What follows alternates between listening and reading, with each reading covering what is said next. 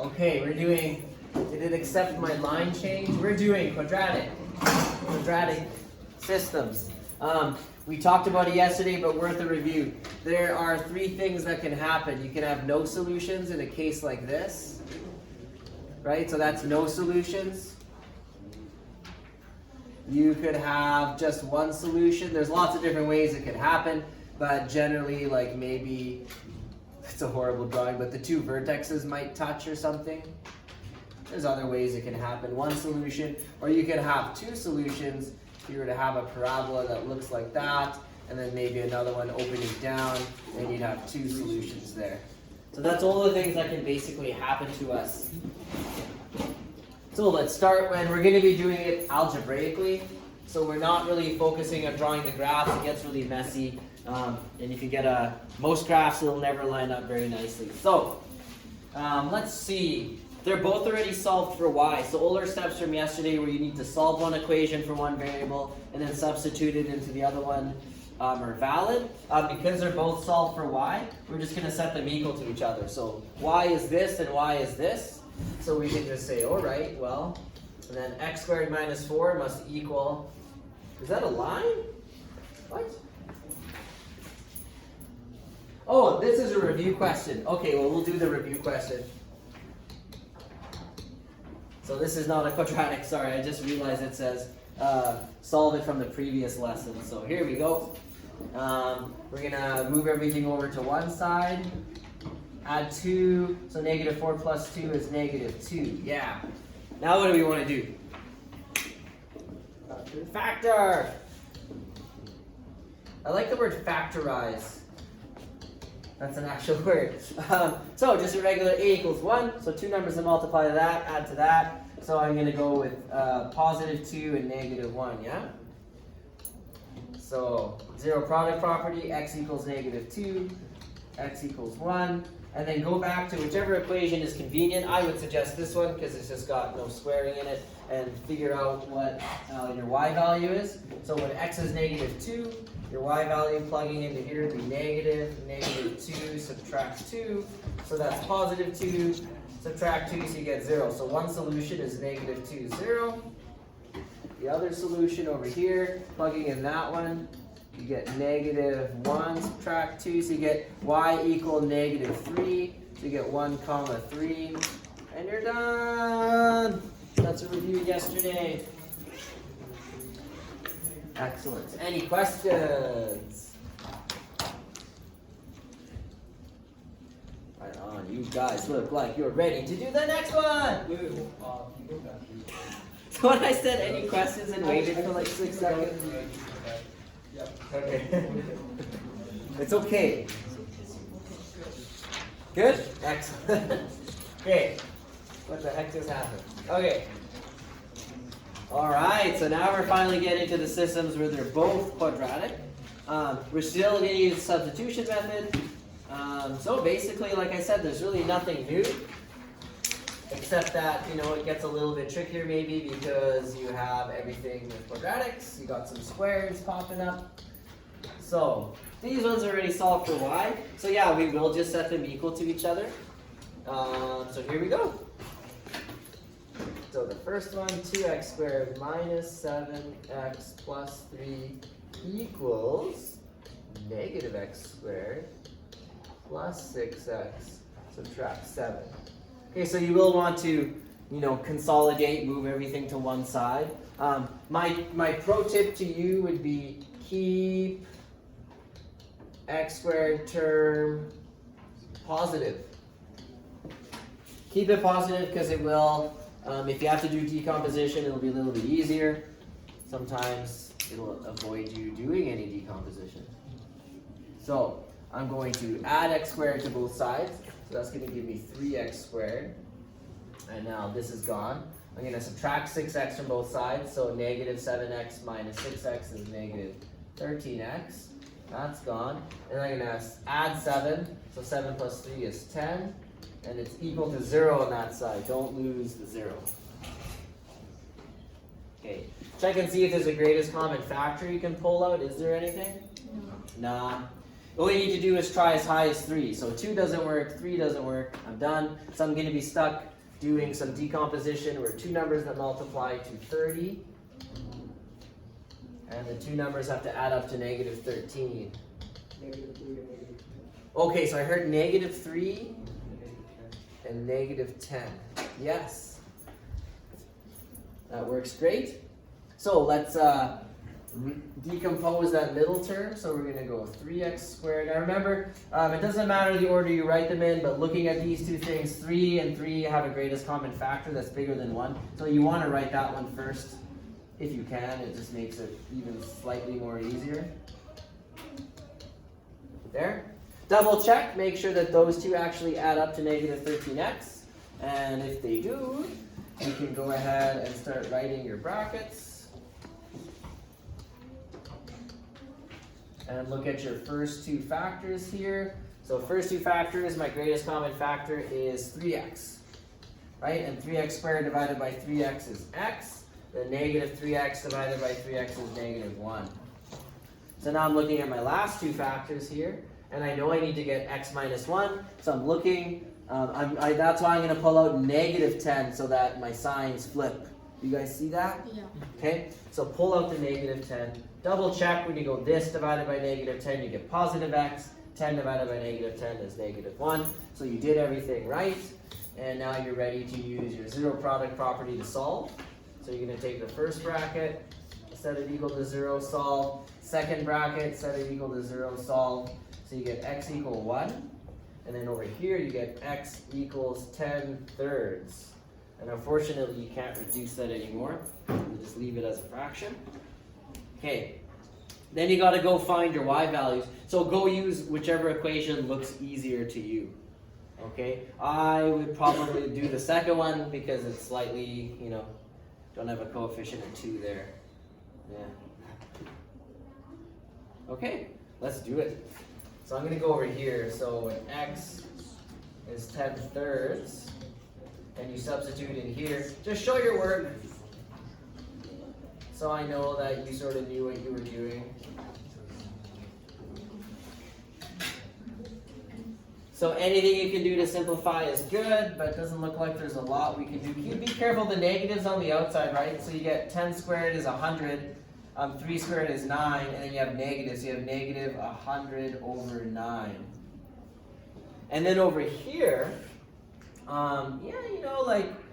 you could go 6 divided by 3, which is 2, and 2 times 10 is 20. So then you get positive 20, subtract 7. And that'll save you doing a bunch of common denominators, because you can evaluate that. What's 20 minus 7?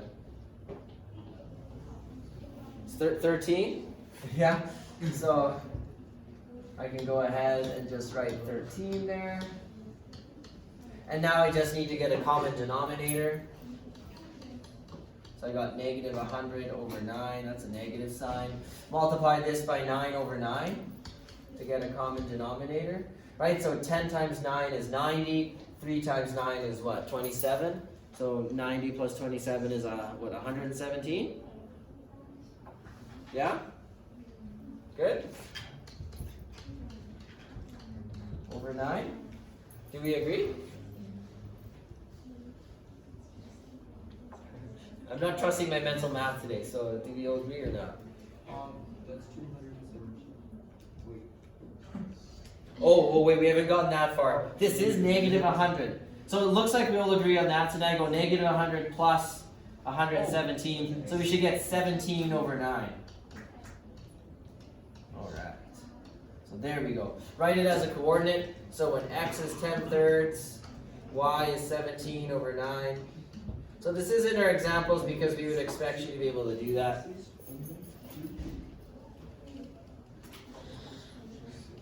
Okay.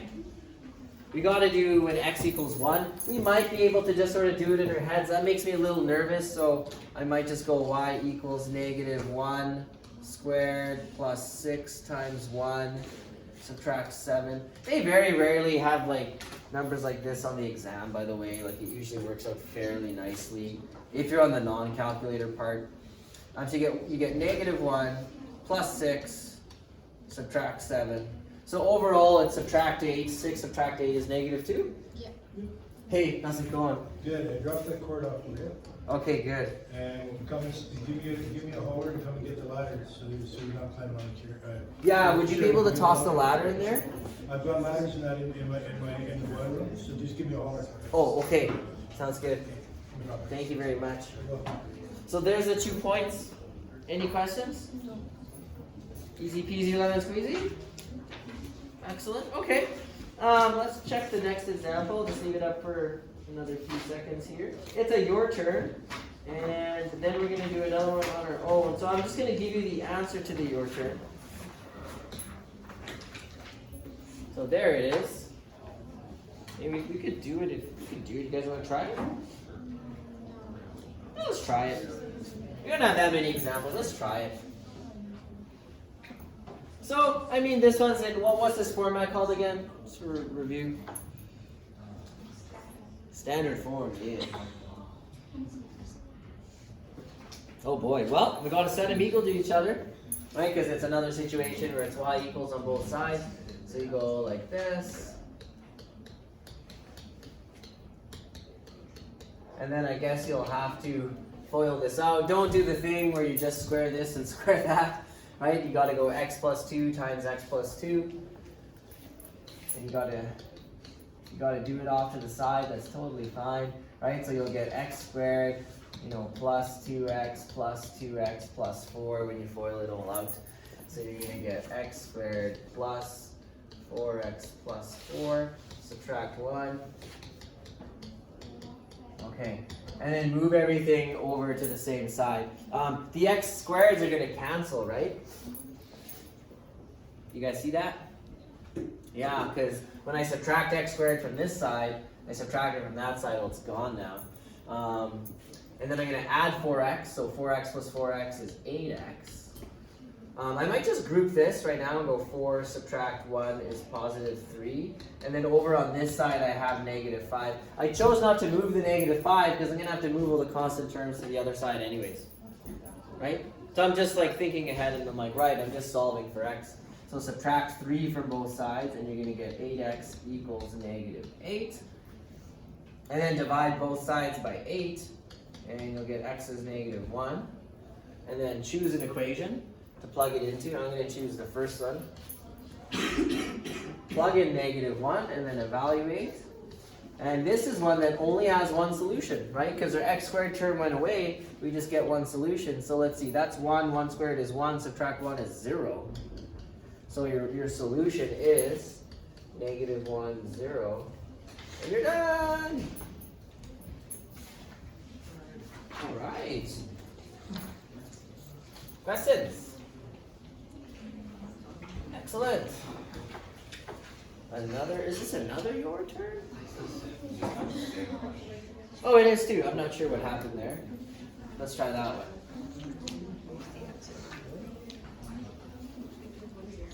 I mean, at this point, you should be fairly comfortable maybe getting started on your own. But here we go. So it seems like there's a guarantee that you're just going to get your two equations like y equals. It doesn't look like we ever really have to rearrange anything. So see what we can do. Set them equal to each other.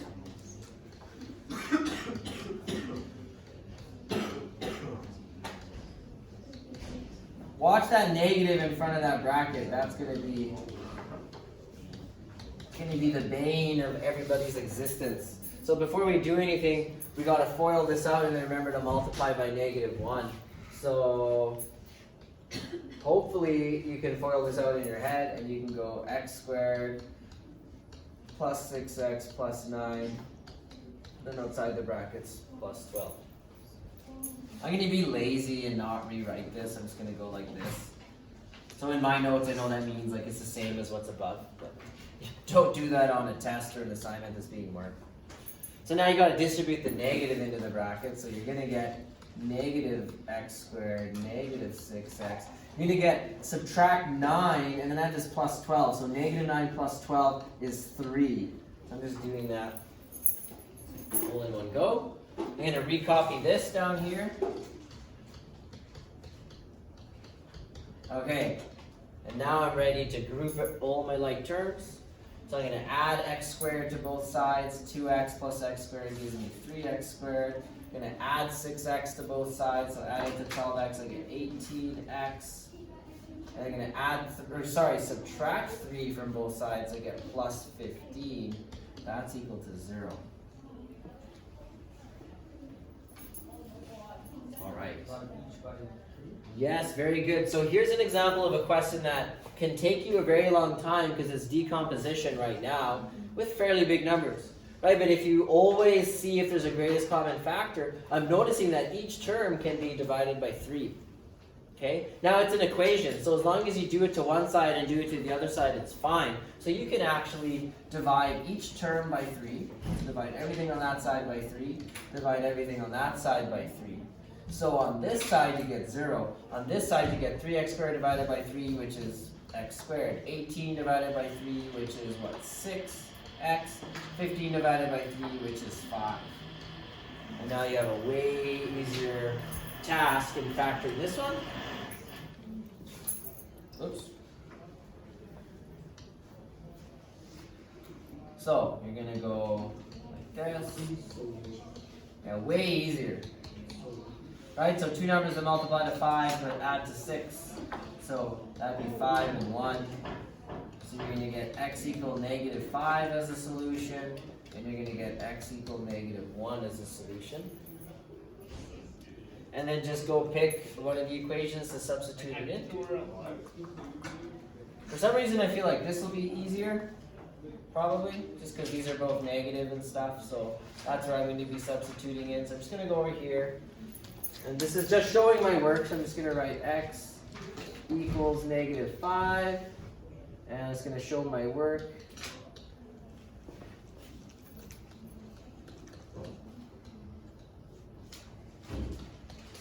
Okay, so this is going to give me positive 2 squared, which is 4, and then negative in front of that, so you get negative 4 plus 12, so you just get 8. So one of your solutions is negative 5 comma 8, there. And then just be like, all right, when x is negative 1, show your work.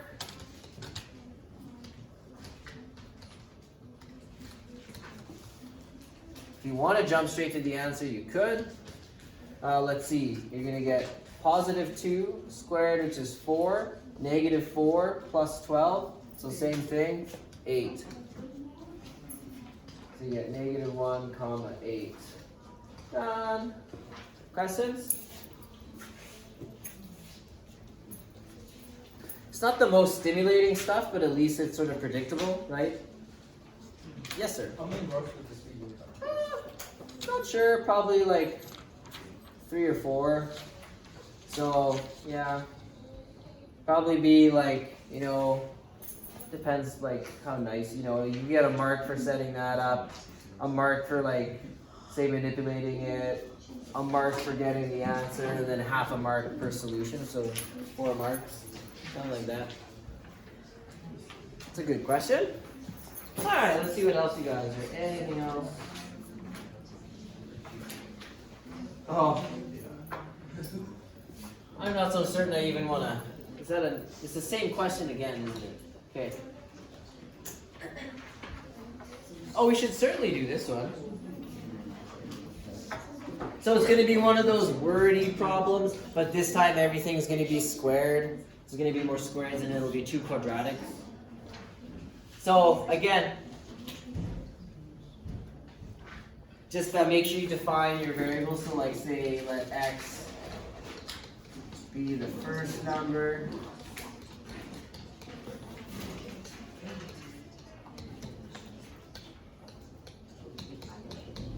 As I progress, I get lazier and lazier.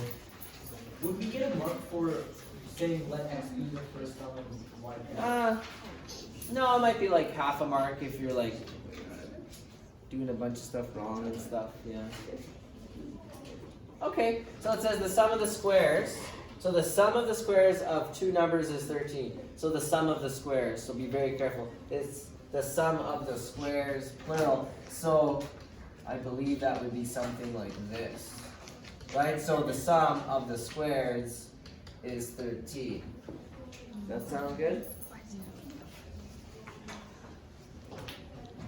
Then it says the difference of the squares.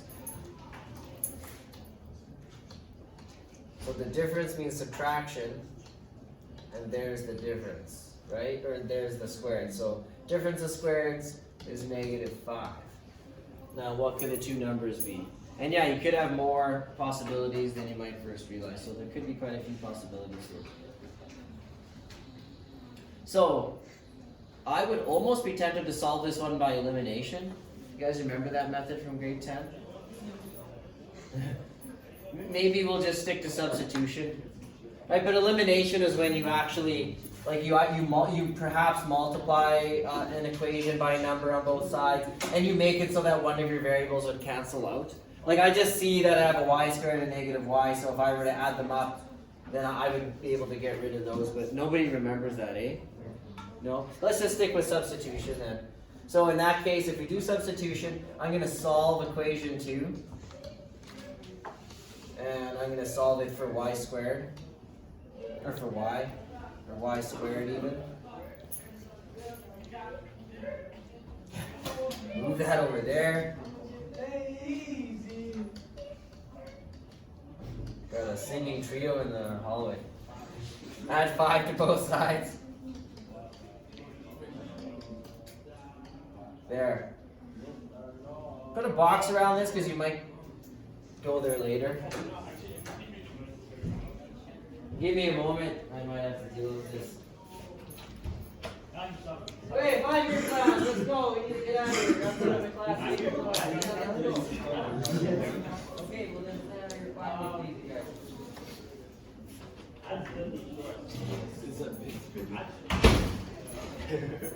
Do you guys like that 5-year plans? I love that saying. You like that saying? Yeah, great. Okay.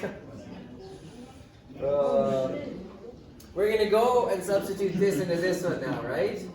Did you guys notice that I didn't bother solving for y? Like, does that make sense why I did that? Yeah, because it's y squared. Like this is y squared. So my mission is to get rid of the y squared. So here's my expression for y squared. So now I can go and I can substitute it in, and I can write, well, it's x squared plus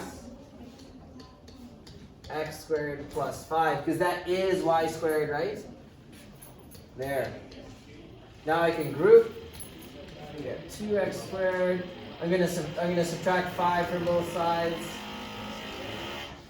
And now what? What do you guys think? Divide by 2. Yes. There. Now what? Yes. Square root both sides. So be very careful because you're gonna get 2 answers. You get that x could be plus or minus 2.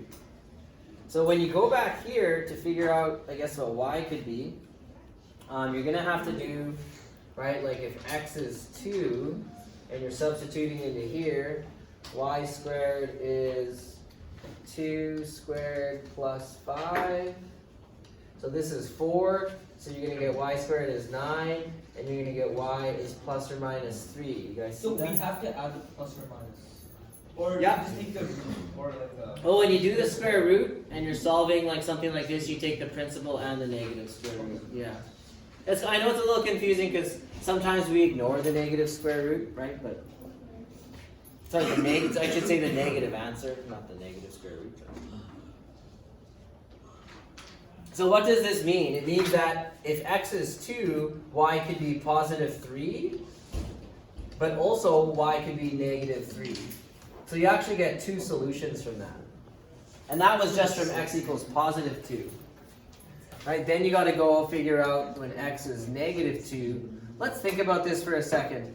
You're plugging in negative 2 here, right? You're going to square it. It's exactly the same. Very good. So y is going to be, again, plus or minus 3. So you also have negative 2, 3, and negative 2, negative 3. Now I sort of wrote my answers as ordered pairs, right? Which yesterday I said, stay away from that in a question like this. But So you would have to just write it in words and be like, the first number could be 2 and the second number could be 3. You know what? I would be fine if you wrote it like this, but you need to define your variables. Okay? So that makes sense, and you could be like,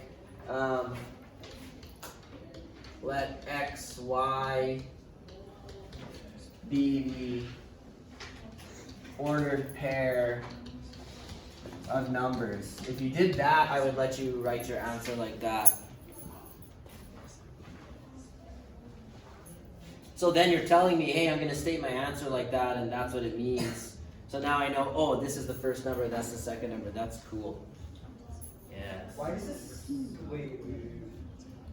So I'm just saying, if you're going to state your answers like that, you better tell me what it means. Because in a question like this, you telling me a coordinate doesn't make any sense. But if you tell me, hey, I'm going to write my answer like this, and that's the ordered pair of numbers, and you've defined x and y, that's fine. Yeah. In grade 12, the communication skills are so important, and it's so clear that we're at a deficit in grades 9 to 11 because lots of people do really bad on it. So that means that probably teachers are doing a bad job of making sure that you guys know how to communicate in math. So I'm trying to do a better job. All right, so I think that's it. I think we got, that's the same thing again, I don't know why. So this time it is exercise 51, right? Just make sure that in the exercise book it says quadratic, quadratic. So, thanks for joining us, and we'll see you next time.